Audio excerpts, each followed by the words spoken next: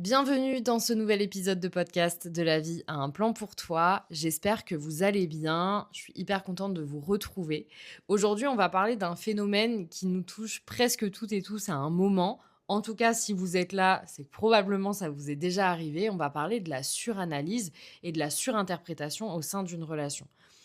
Pourquoi je vous parle de ça? Parce que j'ai beaucoup été dans cette situation et c'est un mécanisme aujourd'hui qui a été tellement ancré, qui peut parfois un peu revenir.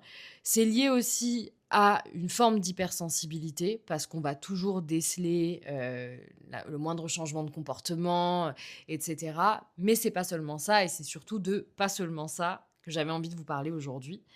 En fait, la surinterprétation, c'est ce moment où, tu vas voir l'absence d'un emoji dans ce message et que ça va devenir tout un scénario dans ta tête, où la ponctuation va être différente et du coup, tu vas te sentir hyper inconfortable dans cette conversation.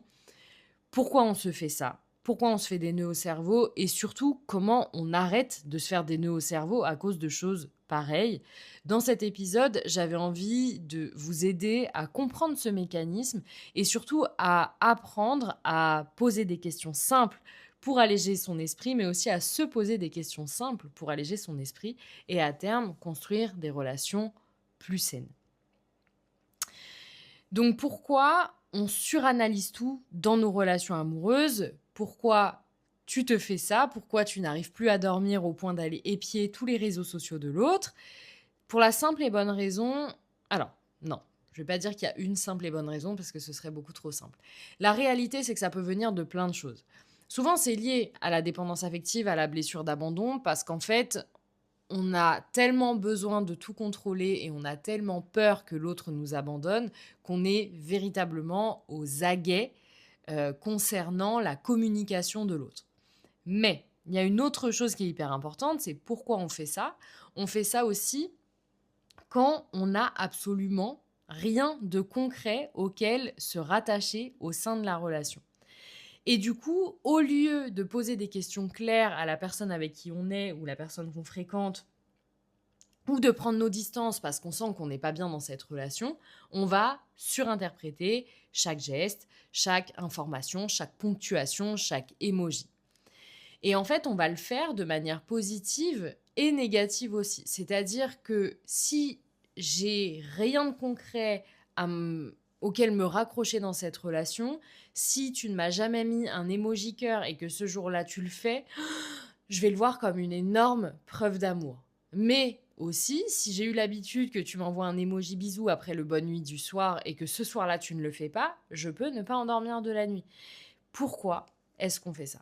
On fait ça parce que la relation n'a pas assez de matière pour que je me sente sécure.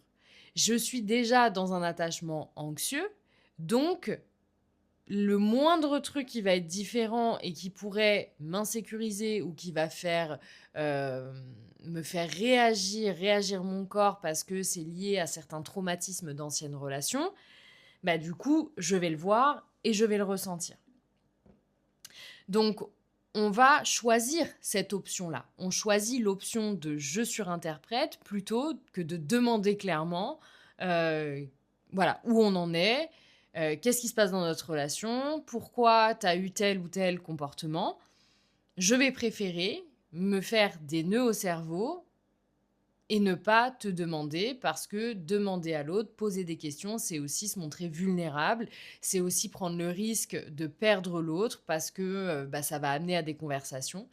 Mais, la vraie question à se poser à ce moment-là, c'est: «Est-ce que c'est plus juste pour moi de rester dans cet état-là, peut-être pendant des jours, des semaines?»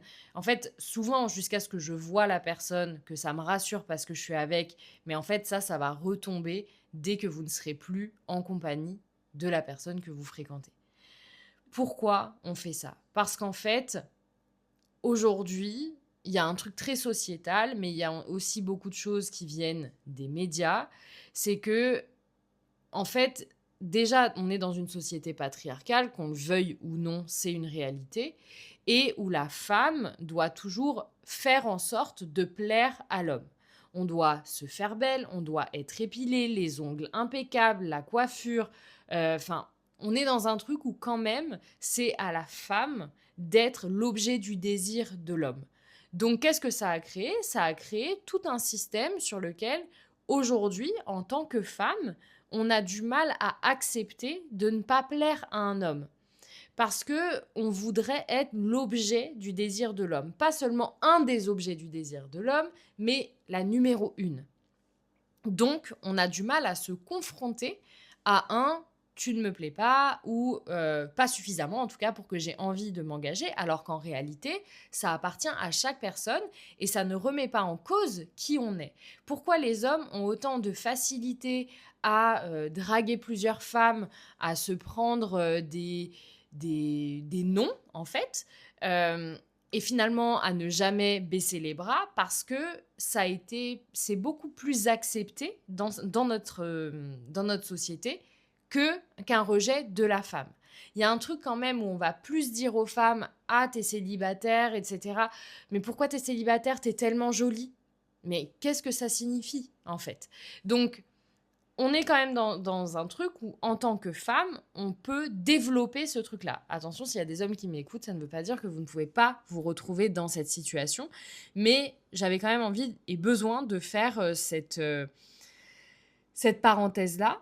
Mais c'est comme si, en fait, on était incapable d'accepter que l'autre ne soit pas ou plus amoureux de nous, qu'il nous apprécie mais qu'il n'ait pas envie de s'engager avec nous.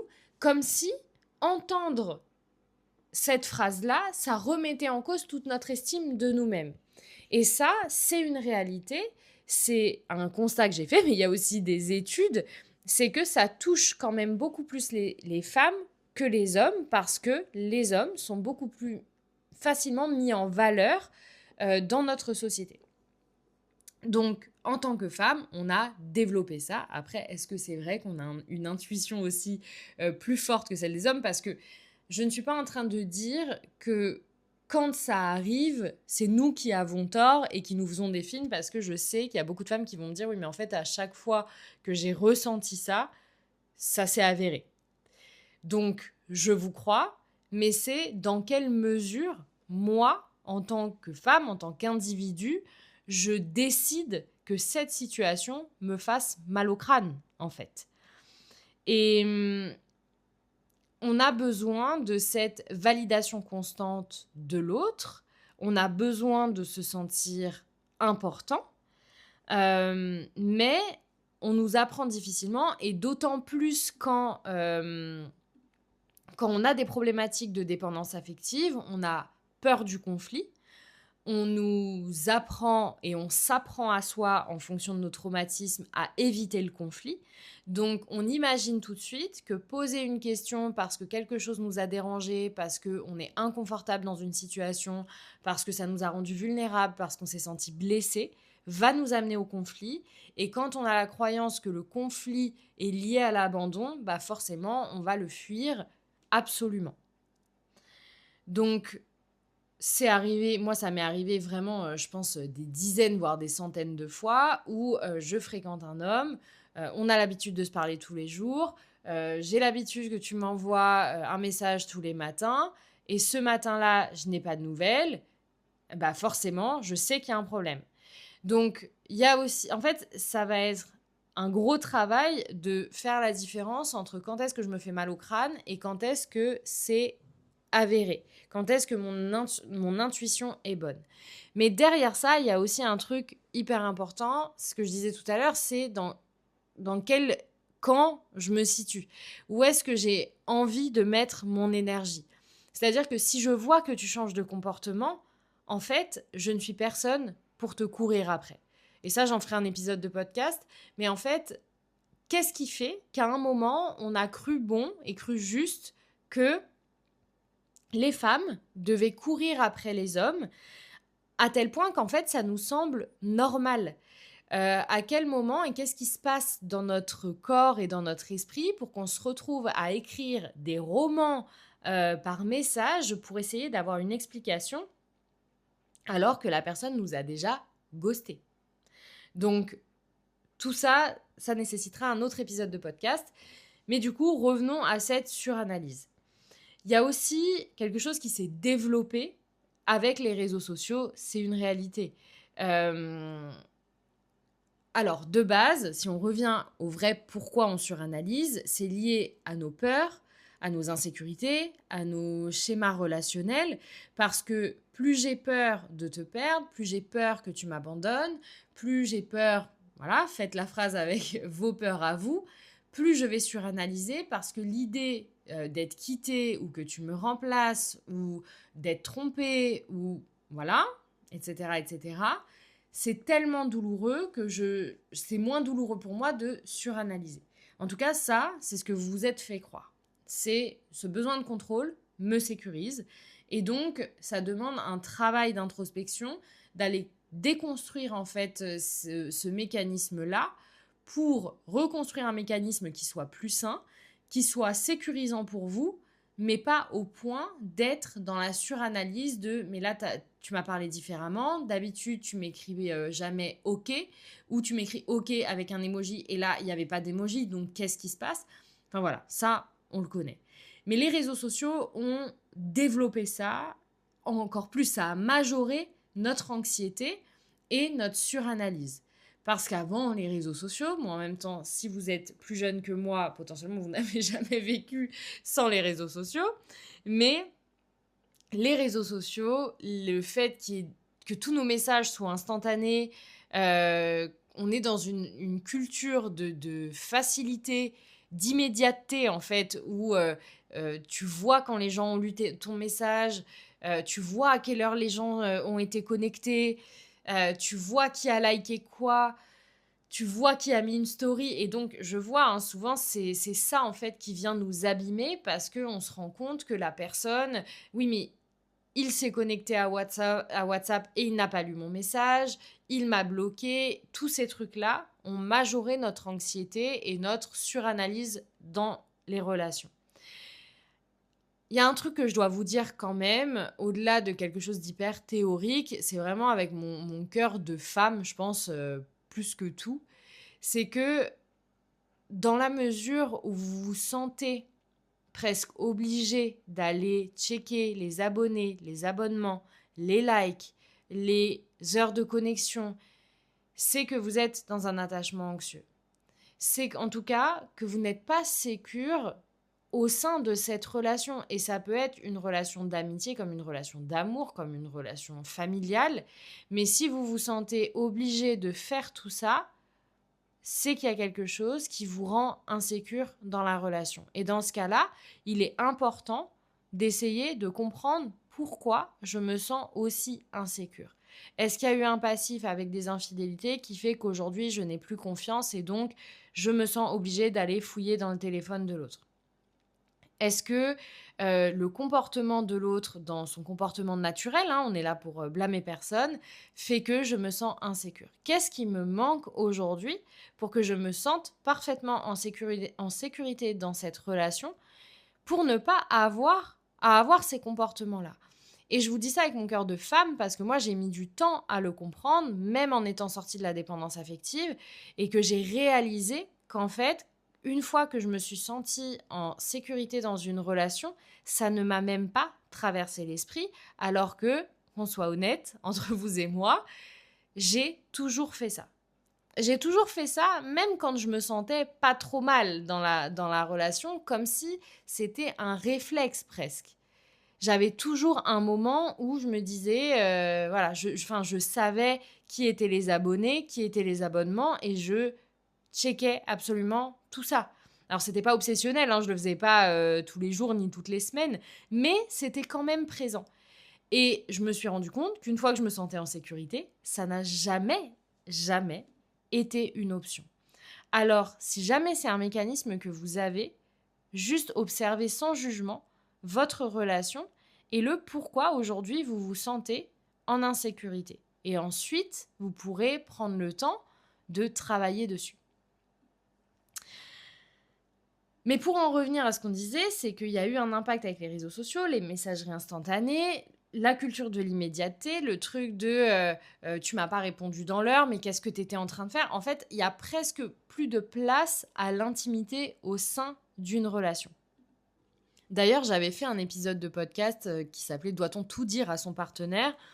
Et ça, bon, ça va regarder, chaque couple. Enfin, je veux dire, chaque couple a son cadre et dans quelle mesure l'un et l'autre se sentent sécures dans ce qu'on se dit et ce qu'on ne se dit pas. Par contre, c'est si j'ai besoin qu'on se dise tout, c'est dans quelle mesure c'est tout. Tous mes déplacements, tous mes messages, est-ce que l'autre a accès à mes conversations privées? Enfin, il y a plein de choses quand même à aller observer, pas seulement sur le mécanisme de qu'est-ce qu'on se dit et qu'est-ce qu'on ne se dit pas, mais c'est toujours pourquoi j'ai besoin de savoir. Pourquoi j'ai besoin d'aller checker ces messages? Pourquoi j'ai besoin d'avoir le code du téléphone de mon partenaire? Pourquoi j'ai besoin de savoir qui est telle ou telle personne? En fait, souvent, ça vient quand même nous alerter sur un manque soit de confiance au sein de la relation, soit un manque d'estime de soi. Donc, il y a plein de choses à aller observer au sein même de votre relation. Euh, les conséquences de cette suranalyse, elles peuvent être multiples parce qu'en fait, déjà, il y a quelque chose de très individuel, c'est que vous-même, vous allez vous sentir extrêmement mal, vous n'allez pas être serein, sereine, vous allez ressentir énormément de stress et d'anxiété. Euh, C'est-à-dire que dans l'attachement anxieux, je sais que ça fait plusieurs fois que je dis qu'il faut que je fasse un épisode de podcast à ce sujet, mais à chaque fois, je suis dépassée par les autres sujets qui me passionnent tout autant.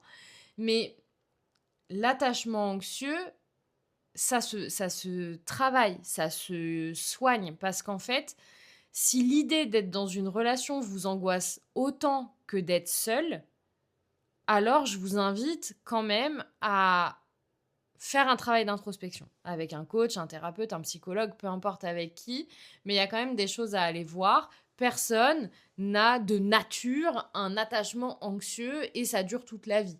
On a de la chance aujourd'hui d'avoir plein d'outils pour que tout se règle. Mais cette conséquence-là, elle est très violente, en fait, déjà pour votre système nerveux et pour votre paix au quotidien.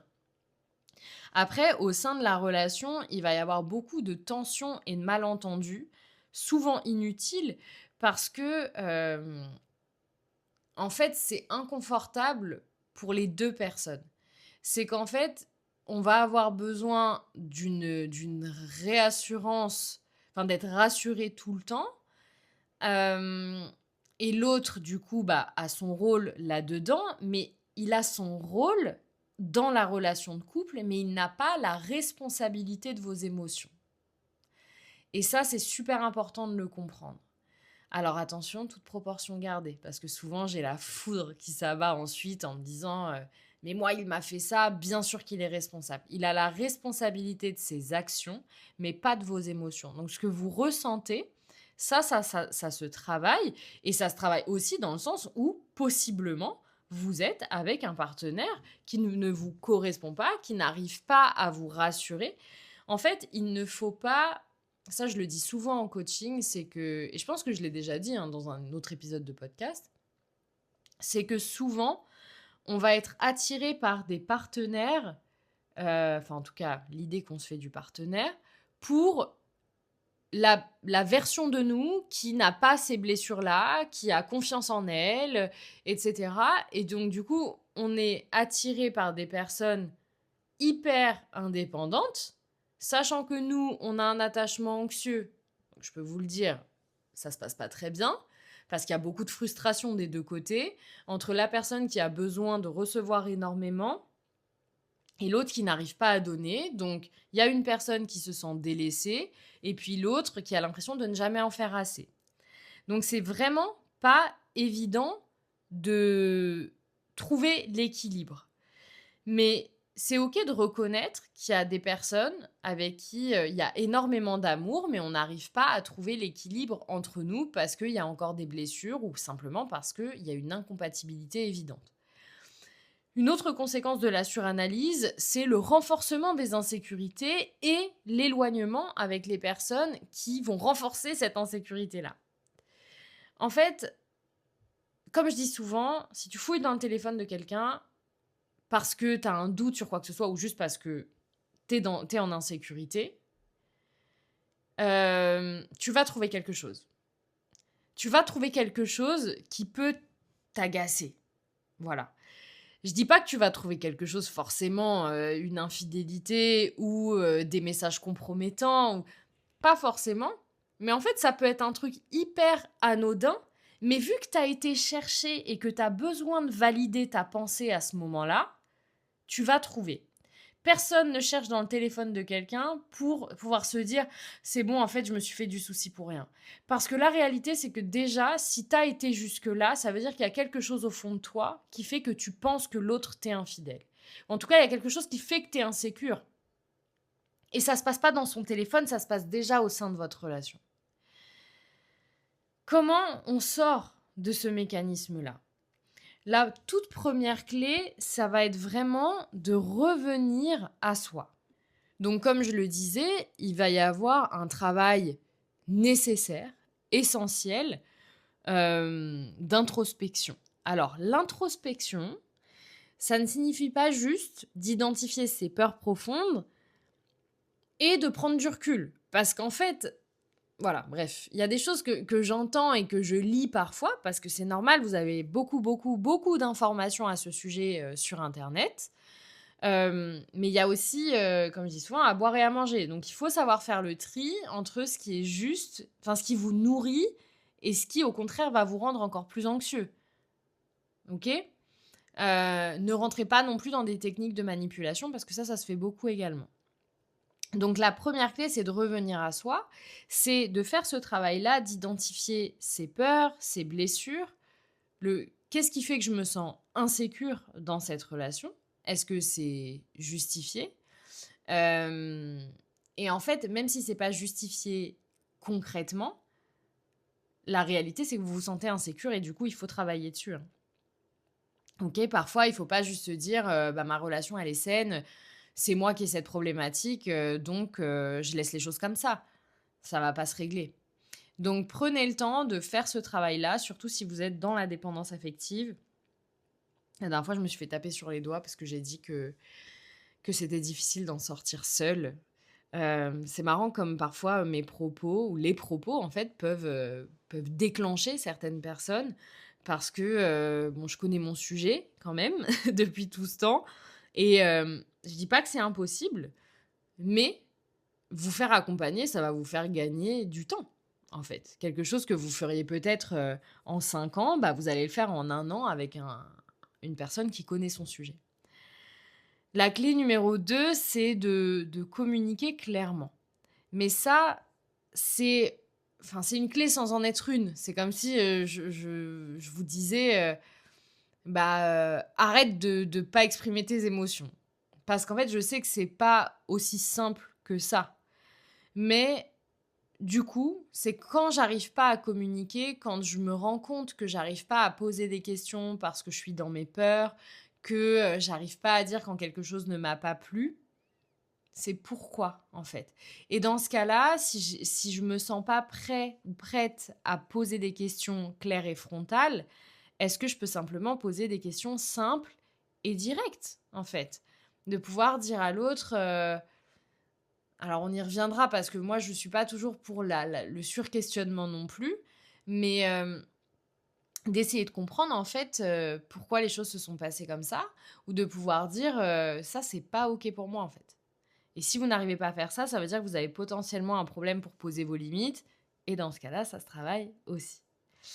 Et la dernière clé, c'est de lâcher prise. Alors attention, je m'entends là aussi. C'est de pas trop se mouiller en se disant, en fait, je peux clarifier les choses simplement en disant: «Est-ce que tout va bien entre nous?» parce que j'ai le sentiment qu'il y a quelque chose, qui ne va pas suite à tel événement ou tel comportement. Ça, c'est une question très simple. Mais le lâcher prise, c'est aussi accepter de ne pas tout comprendre. C'est accepter qu'on n'aura pas toutes les réponses. Et ça, je sais que ça dérange. En fait, il y a des choses que l'autre n'arrivera pas forcément à expliquer parce que lui-même, parfois, ne sait pas pourquoi il agit comme ça. Et puis, de toute façon, je vais vous dire un truc, c'est que si une personne, elle décide de mettre de la distance, mais qu'elle n'a pas envie de vous dire pourquoi, malheureusement, c'est pas en posant une question que vous allez avoir la réponse. Vous allez juste tomber sur quelqu'un qui va vous dire Bah non, non, tout va bien, hein. Tout va bien. Donc, en fait, ça, ce sera sûrement dans l'épisode de podcast de la semaine prochaine. La manière dont une personne agit avec vous est la manière dont ça lui semble juste d'agir. Je l'ai dit dans mon dernier épisode de podcast, mais c'est une réalité. C'est en fait pourquoi je me pose toutes ces questions alors que la seule vérité qui existe, c'est la manière dont l'autre est en train de se comporter avec moi. Et c'est pas à moi de faire des suppositions sur pourquoi il est en train de se comporter comme ça, pourquoi il est en train de faire ça. Ah oui, mais peut-être qu'en ce moment il travaille beaucoup. Ah oui, mais peut-être qu'au vu de sa dernière relation, il se sent pas prêt. C'est pas à toi de faire ce boulot-là. Ok? Toi, tu sais où tu vas, tu sais dans quelle relation tu as envie d'être. Et si la personne n'a pas envie de s'engager de la même manière, ça ne t'appartient absolument pas. Suranalyser, ça va détruire la spontanéité et la sérénité de la relation, alors que communiquer va te permettre de renforcer les liens avec l'autre. T'es jamais dans l'instant présent.